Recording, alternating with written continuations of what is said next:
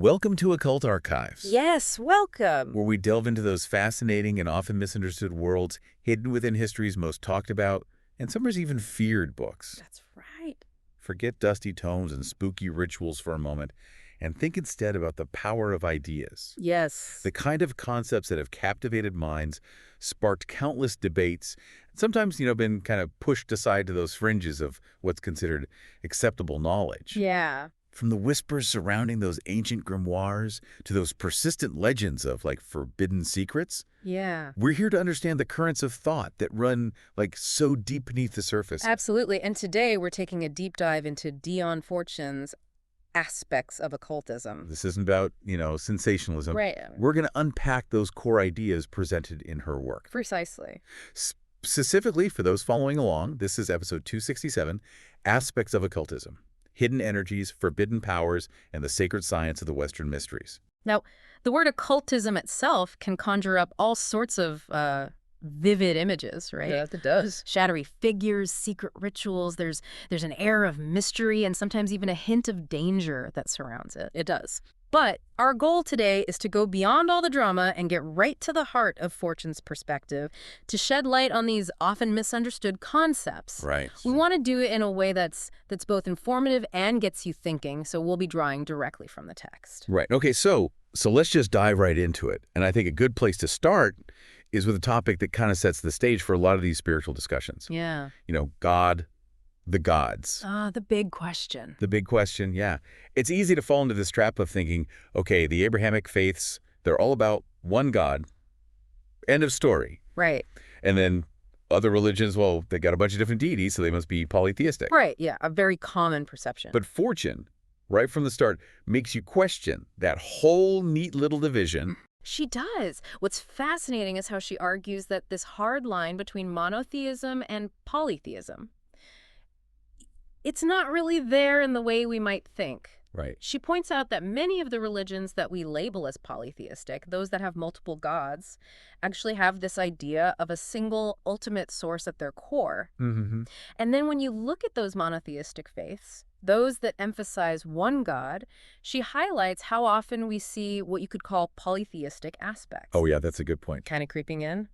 Think about Catholicism and the saints. Exactly. You've got this whole system of specific saints who are associated with different, aspects of life, areas where people might need help, like travel or healing, protection. Right. It's almost like they become these specialized manifestations of the divine, which, when you think about it, feels kind of similar to, say, the Hindu pantheon. Yeah. With its various deities like Ganesha, the elephant-headed god who is often evoked for prosperity, success, and endeavors. Absolutely. And Fortune makes this subtle but very important point about the difference between official theology and how people actually practice their faith. So while Catholic doctrine might explain that, prayers to saints are meant to be for their intercession, not direct worship, Right. she observes that for many everyday believers, the interaction feels much more direct. Yeah. It's like, I need help with this specific thing. I'm going to this specific saint. Much like a Hindu devotee approaching a particular god. I think it really highlights that very human need, that desire to connect with something on a personal level. Yeah. Something that you can grasp, something definite and tangible, as Fortune puts it. Yeah, that's a great quote. And she ties this back to the way our minds work, how we're so rooted in our sensory experiences. Yeah. It's hard to really wrap your head around this completely abstract, formless God. Right. Without having some kind of relatable representation. Which brings up the question of how we even develop the capacity for those more abstract, formless concepts. Fortune mentions meditation as a way to train the mind, to move beyond that purely sensory level of understanding. Right. And it's fascinating how she links this human tendency for those tangible representations to the historical way that the early church sometimes integrated existing pagan deities into the Christian framework. It was so interesting how she pointed out that instead of outright banning all those local gods and festivals, the church sometimes kind of, rebranded them. Yeah. You get a new saint, a new Christian saint, with a similar area of influence, right? Maybe a slightly tweaked backstory, and suddenly that transition feels a lot smoother. And you don't disrupt all those local traditions and even those local economies that were built around these That's all effective. real festivals. Yeah. Yeah. it speaks to a certain pragmatism within the early church. This willingness to adapt to the existing cultural landscapes. Exactly. And from there, she goes into a fascinating discussion of mystical Judaism, the Qabalah, with its intricate system of archangels and angels. And she draws these really interesting parallels between them and the saints and gods in other traditions. Right. The idea of these tables of correspondences that try to map these figures across different belief systems, it really emphasizes this underlying, interconnectedness. It's like saying, okay, so you call it this, we call it that, but we might be talking about very similar kinds of forces.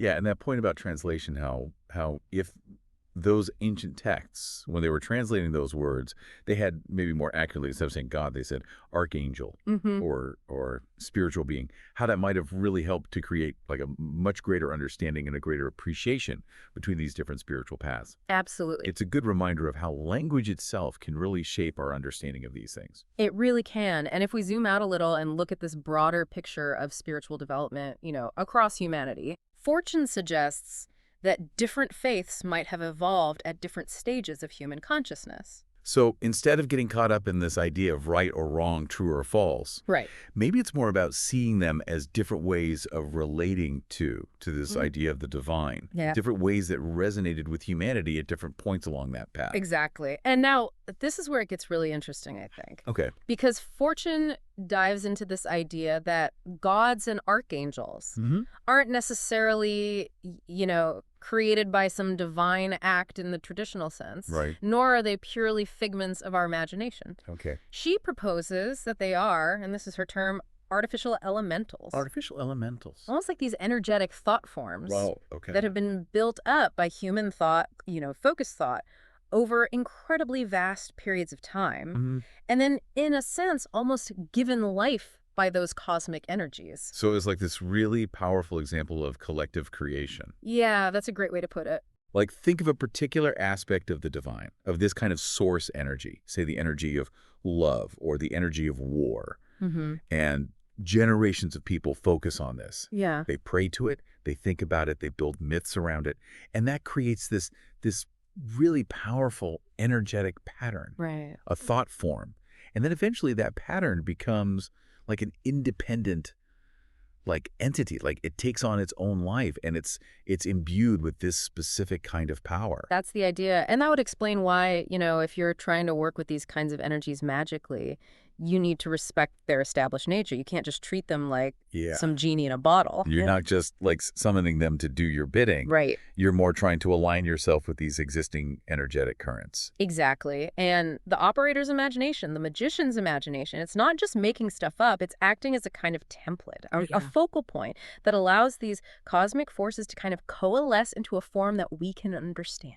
Yeah. That we can relate to. Right. So it's like there is something real there. It's not just our imagination making it up. It's drawing something down. Right. But the nature of that something is determined in part by that image that we're using to focus it. Right.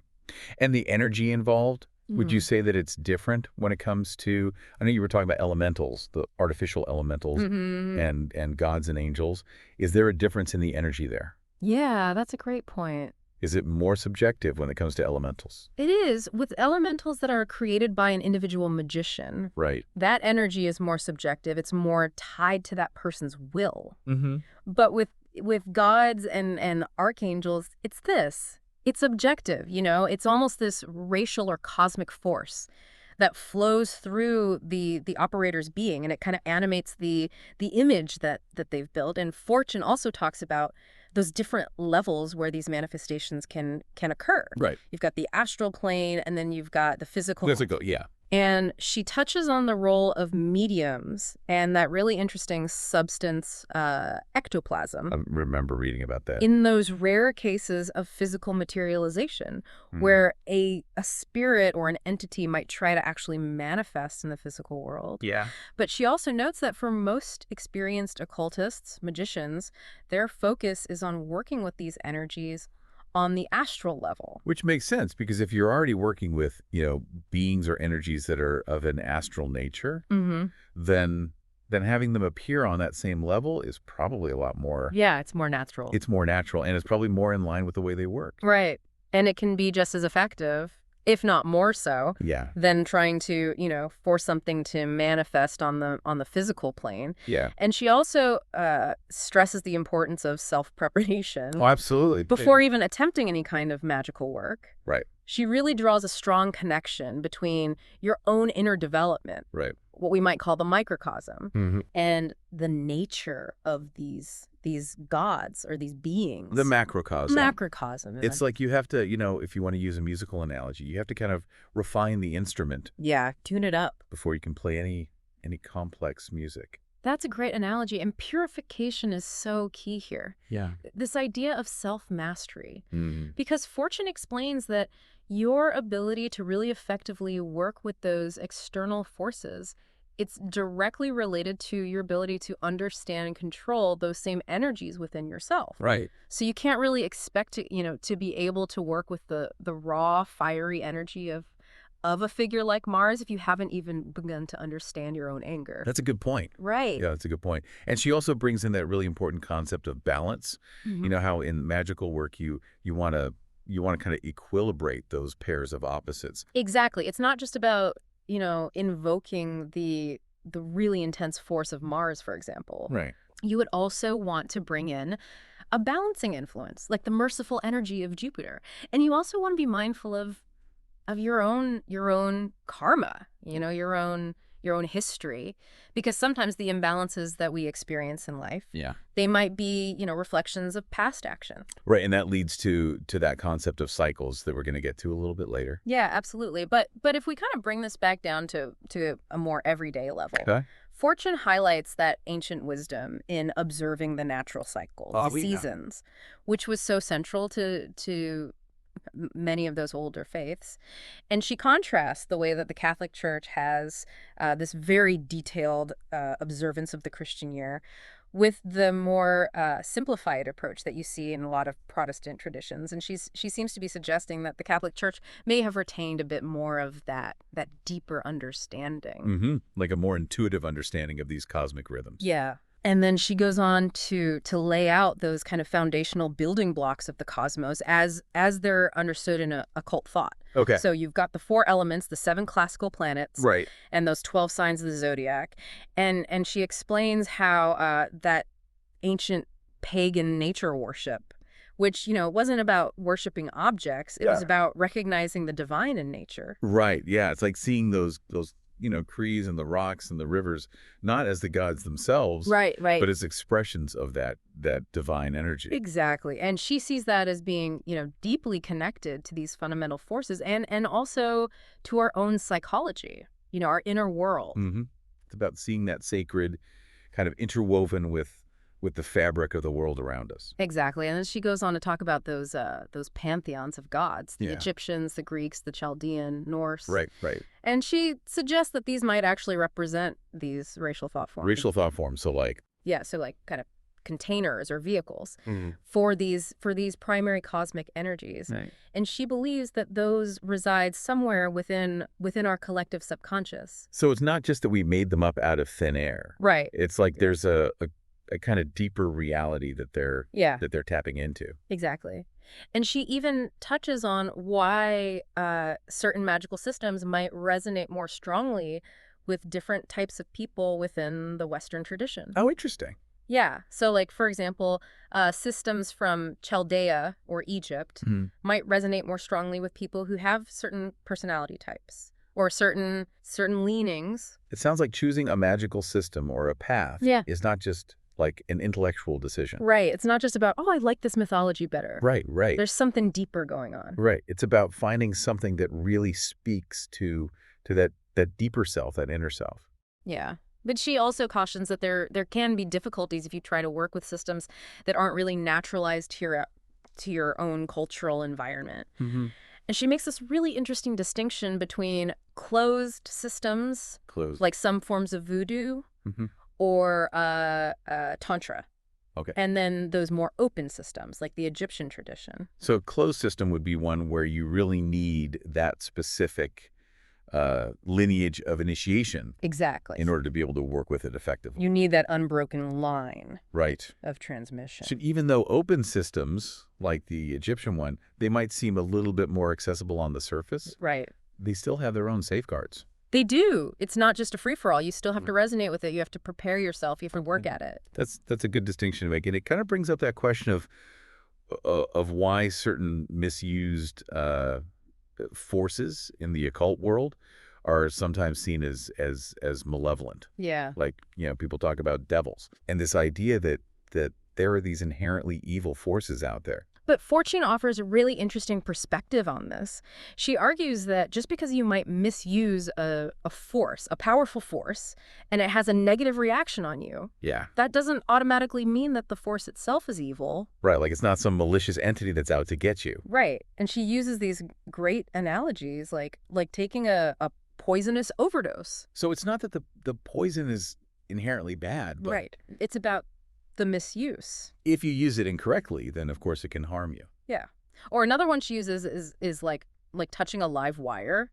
The electricity itself isn't evil. Right. But if you're not careful, it can definitely be dangerous. Yeah, so it's more about understanding how to work with these forces responsibly. Exactly. And she emphasizes that when these powers are approached with the proper respect, understanding, and a certain degree of inner purity, they have the potential to be used for great good, especially in our, modern world. Right, where we've become so disconnected from the natural world, from those cycles and those rhythms. And she really brings it home in this section by highlighting the wisdom in seeing that sacred aspect in all of those facets of nature, of human experience, even the ones that might seem kind of ordinary. Right. It's like that sense of finding the divine in the everyday. Exactly. And that's so important for our overall, for our well-being, for our sense of wholeness. Okay, so let's move on now to something I think a lot of people have experienced. Yeah. And maybe have wondered about. Okay. This idea of sacred centers. Yeah. Places of power.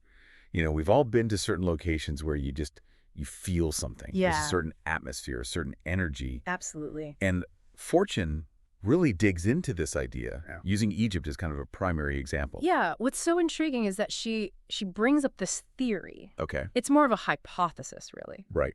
That the movement of those sands, those huge deserts in Egypt, might actually be generating some form of electricity that has a subtle effect on human consciousness.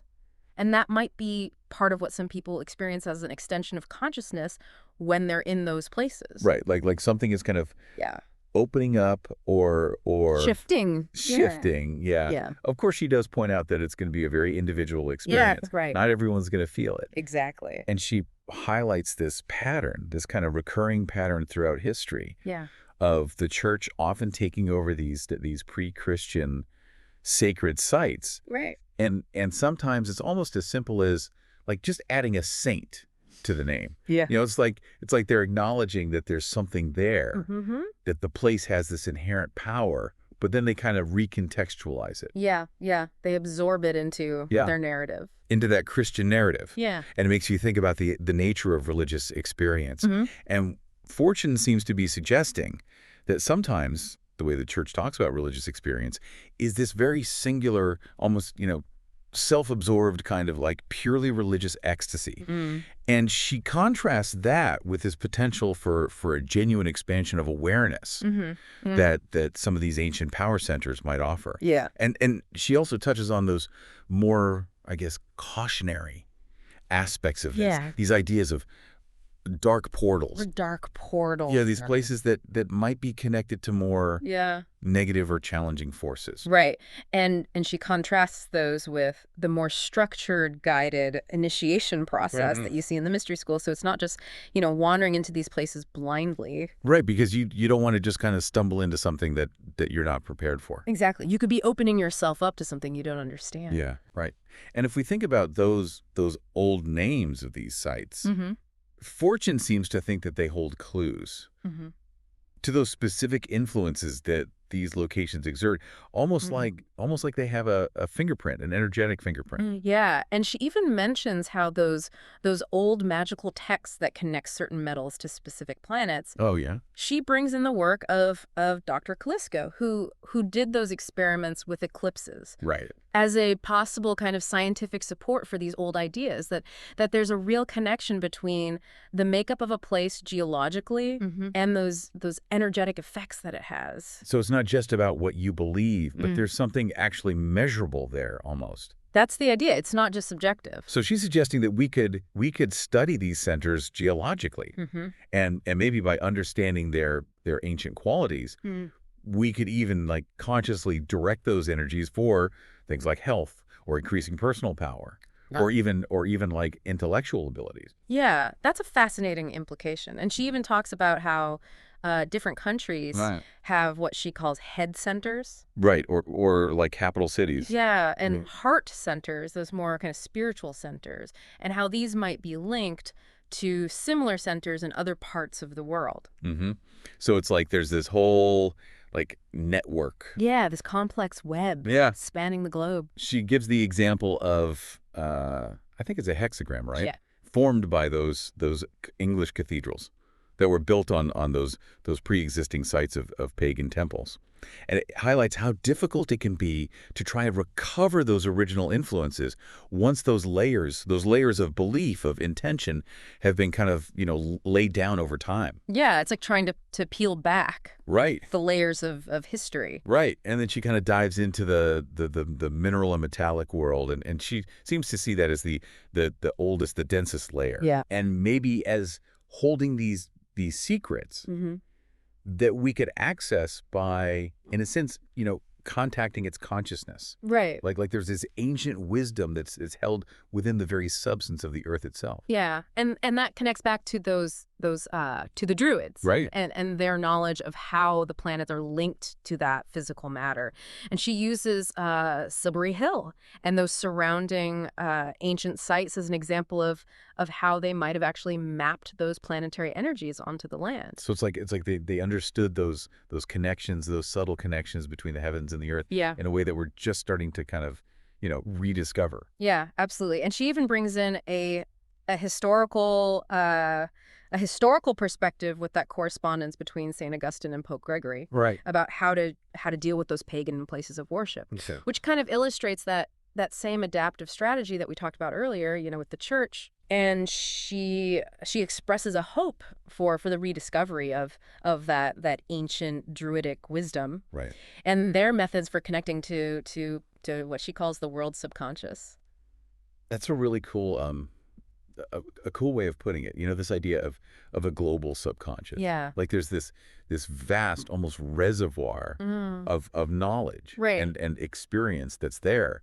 But Fortune stresses that you do need the proper training. Yeah, you can't just jump into it. Right. You can't just decide you want to do it. Right. There are methods. Right. So there's that importance of finding a teacher, of having that dedicated time, the right environment. And she also really makes a point of reminding us of our interconnectedness. Well, yeah. With everything. With the world. How our bodies contain elements of everything, those minerals, metals, animal, vegetable, and how we're constantly being influenced by those magnetic fields, those subtle forces that we're not even always aware of. It's a very holistic perspective. It is. It really is. And then from there, she goes into this really fascinating concept of these multiple planes of existence. Oh, yeah. Interpenetrating our own. Inhabited by these beings that vibrate at different frequencies. Right. And she uses that analogy of like a spinning electric fan. Oh, I love that. It's like you can see those blades are there, but you can also see through them. Yeah, it's a great visual. Right. It's a great way of thinking about how these different realities might be coexisting, and we're just not always, tuned into them. Yeah. And it might also explain why different people can have such different experiences in the same location. That's a good point. Yeah. And then she also suggests that in the future, we might even be able to, learn how to consciously shift our own vibrational rate. That would be fascinating.